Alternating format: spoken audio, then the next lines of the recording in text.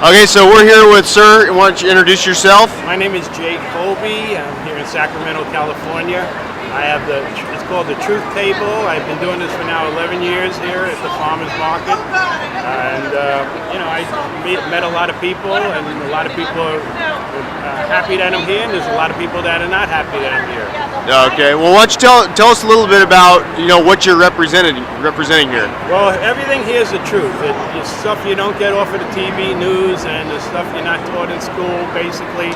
A lot of stuff from If Americans Knew, information on Rachel Corrie, the murder of Rachel Corrie, when she tried to prevent Israelis from tearing down a Palestinian's home, and she was run over by a bulldozer, a Caterpillar bulldozer, by the way. And it was never investigated by our Congress or anything. It was just swept underneath the rug, so to speak.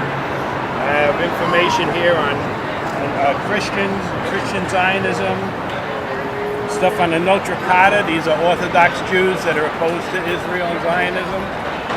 They march. There's pictures of them here marching in New York City against Israel and Zionism, and not a mention of it in the New York Times or any other newspaper in New York for that matter. Could you define what Zionism is to those of us who don't know what Zionism is? Well, it's very hard to describe. Basically, the word Zion basically means the return of the indigenous people to their homeland. Basically, but the Zionist movement started back in the 1890s. Theodore Herzl was the basic father of Zionism. It was to start a movement to find a homeland for the Jewish people. Now, this was started back in the 1890s, so there were a lot of people involved with it, a lot of Jews involved with it. But eventually it was taken over by the bankers and industrialists, the Rothschilds, who owned a tremendous amount of land in Palestine at the time. They were buying up large chunks of land and giving the impression that they were going to set up a state that was going to be a wonderful country where all Jews and Muslims and Christians could live together in happiness, harmony, but that wasn't what was intended. That was a lie that was presented to the people. So as the Rothschilds started buying up land, the Zionist movement started up, and about 1933, at the Zionist Congress in 1933, this was also around the time Hitler took over in Germany, and there was a worldwide Jewish boycott against Germany. The Zionist movement in the United States could have entered that boycott, and that would have been it. There would have been no World War II, no Holocaust, nothing. But the Zionist movement in the United States and Great Britain refused to take up the motion of entering the worldwide Jewish boycott against Germany. They continued to trade with Germany.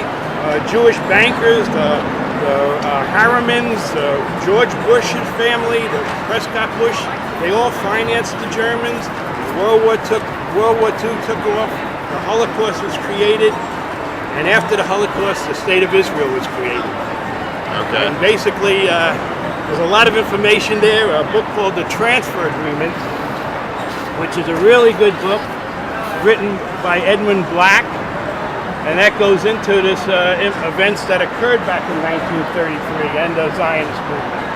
And like I said, it all could have been avoided. All they had to do was join the worldwide Jewish boycott against Germany. And to this day, I still never get an answer from any Jew as to why they support Israel knowing this. So, from your perspective, practicing Judaism and being a Jewish person, it can be done anywhere, and you're doing it here in Sacramento, and from what I'm hearing is you don't necessarily have to go home to Israel to live a wonderful Jewish lifestyle. Well, that's true. Basically, I don't personally think Jews can live a great life in Israel unless you have money.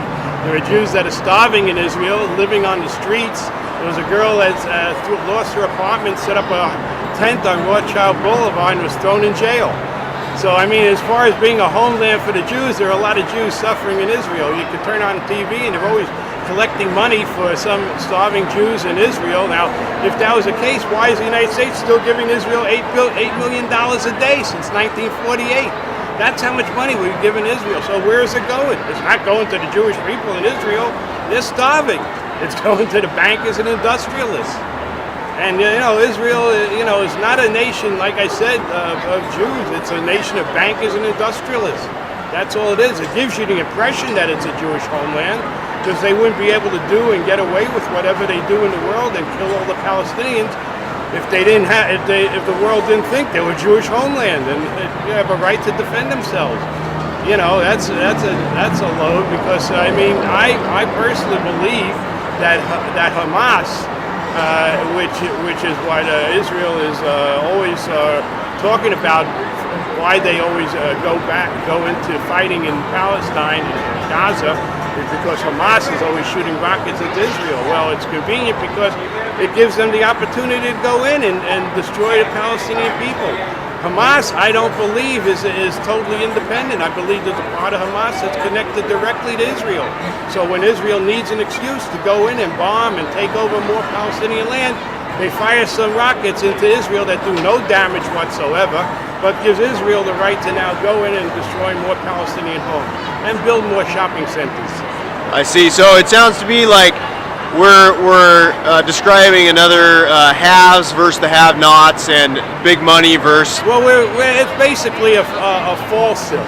Falsehood. Israel is not what it's meant to be. It's not what it is projected to be. It's a falsehood. It is a banking and industrialist country that gets away with stealing patents and industrialist espionage. They get away with it because there's nobody to prosecute. The bankers and industrialists run that country, and they give you the guise that it's a Jewish state when it's not. Okay. And they, basically brainwashed all the Jews in the United States and Great Britain through these different organizations that they have. They keep brainwashing them. They have this one thing, they take these Jewish kids, young Jewish kids, and they take them to Auschwitz, and they give them through this whole big rigmarole about the Holocaust and everything like that, and make them feel like crying.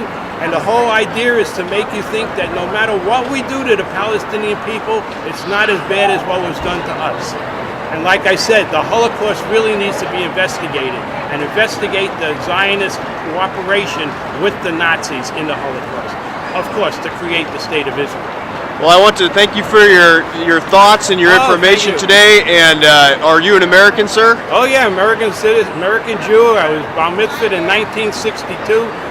Yeah, I appreciate it. It's nice to be able to be out here peacefully demonstrating your values and beliefs on American soil. Oh yeah. And educating people in what you believe in, even if, like you said, they may disagree with what you're saying or agree with what you're saying. Well, exactly. It's always good to be able to have that peace of mind, to be able to present your